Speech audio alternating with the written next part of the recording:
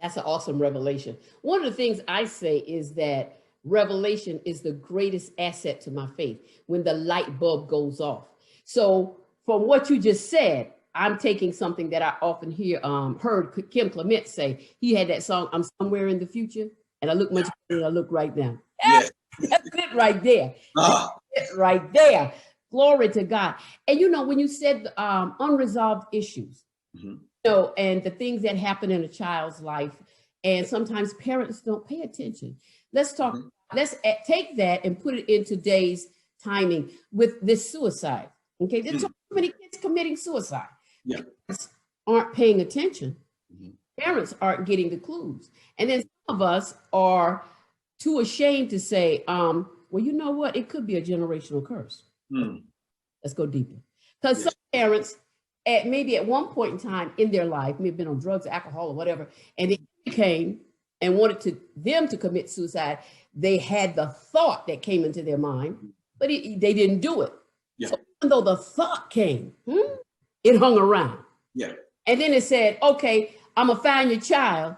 I'm going to find, okay, if your child going through a moment of depression, or even if your child is in an environment or in a situation, if there's an opening, I'm coming in. That's right. And then that's what happens with the child. And we miss the signs and we miss the clues. Talk to me about that. So let me say this. So my brother actually committed suicide in 2007.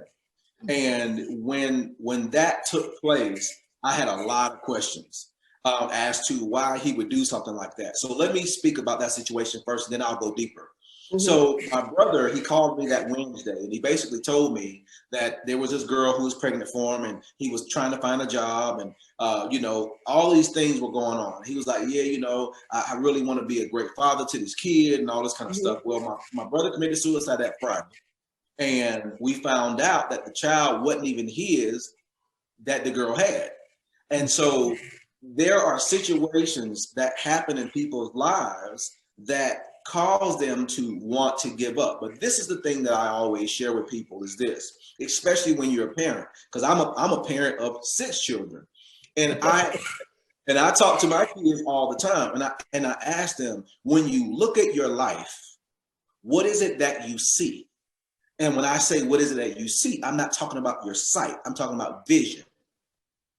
So I ask my kids, what is the vision that God has given you for your life? Because a lot of people, they go off of an assumption. They go off of what other people want them to do. And when you do that, those are the moments in time where people feel like, what's the use? I'm not measuring up to what they wanted anyway.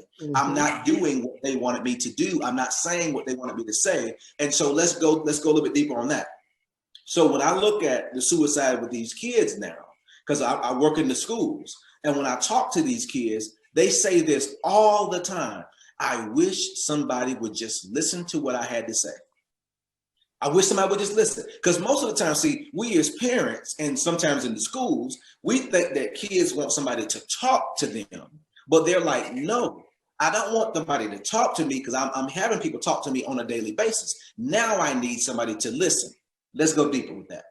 So a lot of times when we look at our relationship with God, we think that it's always about us talking and asking for things. But God is like, no, that's not a relationship. You're placing demands on me. And God says, I don't even need you to petition me the way the church has told you to petition me.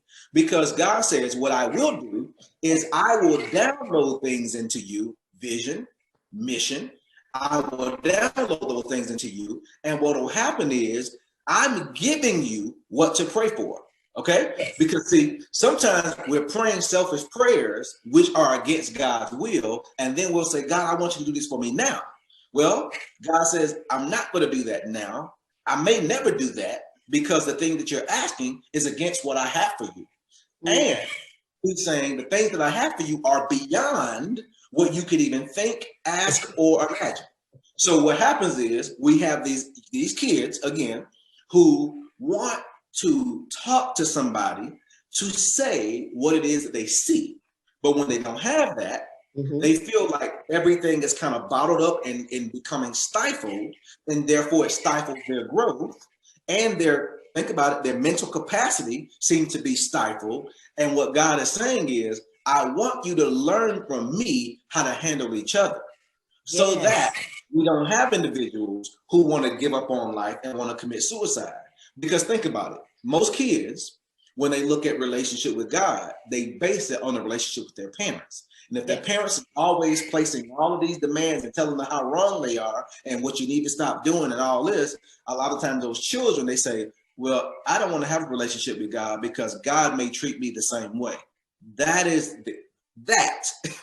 the true essence of why people don't want to be here anymore, because they feel like nobody's ever there to listen to them.